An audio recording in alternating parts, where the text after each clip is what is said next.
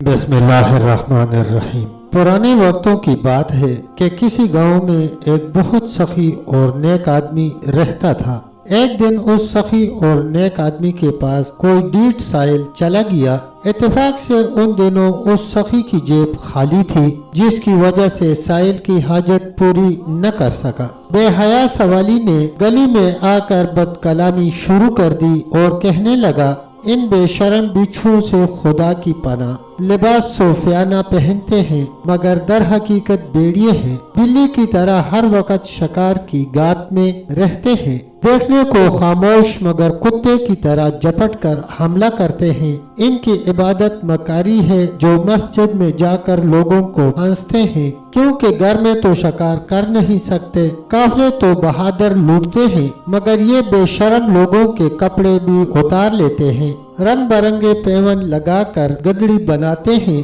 لیکن اس کے نیچے سونا چاندی چھپاتے ہیں، گندم دکھا کر جو بیچتے ہیں، لوگوں کی جیبیں صاف کرنے کے لیے چیخ چیخ کر دعائیں کرتے ہیں، عبادت کرنے میں کمزوری دکھاتے ہیں مگر ناچنے میں جوانوں سے بھی آگے ہوتے ہیں، موسیٰ علیہ السلام کی لاٹھی کی طرح لوگوں کا مال ہڑپ کرتے ہیں، دنیا کے لیے دین بیچتے ہیں، خود حضرت بلال جیسا فقیرانہ لباس مگر ان کی عورتوں کے لباس پہ بچے کی ساری دولت صرف ہو جاتی ہے، باقی سنتوں کو ہاتھ نہیں لگاتے، صرف دوپہر کا کلولا اور سحری کھانے کی سنت اپناتے ہیں، میں کیا کیا کہوں، اتنے برے ہوتے ہیں کہ ان کی برائی بھی اپنی بدنامی سمجھتا ہوں۔ یہ سب باتیں اس سخی کا ایک مرید سنتا جا رہا تھا۔ جب مرید نے اس کمینے سوالی کی یہ بکواس پیر صاحب کو بتا دی، بزرگ نے ہنس کر فرمایا، یہ تو اس نے کچھ بھی نہیں کہا، مجھے پتا ہے کہ میں اس سے بھی بڑھ کر برا ہوں،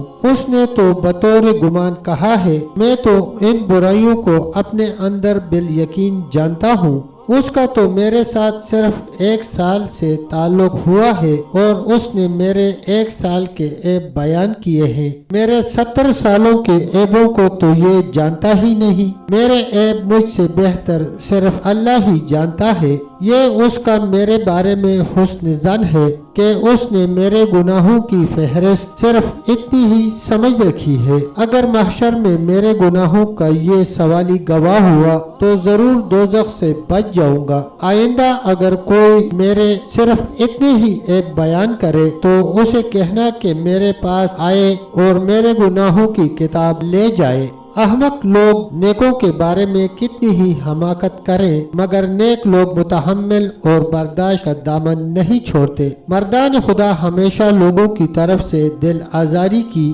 زندگی گزارتے ہیں اور پھر بھی نہیں گھبراتے، جس کا جتنا ظرف ہے اتنا ہی وہ خاموش ہے، حقیقت میں وہی اہل اللہ ہے جو مصیبتوں کے تیروں کا ہدف بن کر اف بھی نہیں کر سکتے۔ حضرت سعدی رحمت اللہ علیہ فرماتے ہیں، بے حس ہو جا تاکہ لوگ تیری کھال اتار لیں، کیونکہ اہل اللہ ہمیشہ بے شرم لوگوں کا بوجھ اٹھاتے آئے ہیں، ان بے شرم لوگوں کی کیا بات کرتے ہو، ان کی حالت تو یہ ہے کہ اگر نیک لوگوں کی مٹی سے سراہی بنائی جائے تو یہ ملامت اور حسد کی وجہ سے پتھر مار مار کر اس کو بھی توڑ دیں گے، حالانکہ سراہی ہمیشہ اچھی مٹی ہی سے بنتی ہے۔ تب تک دوستو اتنا ہی، ملتے ہیں انشاءاللہ ایک اگلی ویڈیو کے ساتھ، تب تک کے لیے اللہ حافظ، اللہ نگہبان۔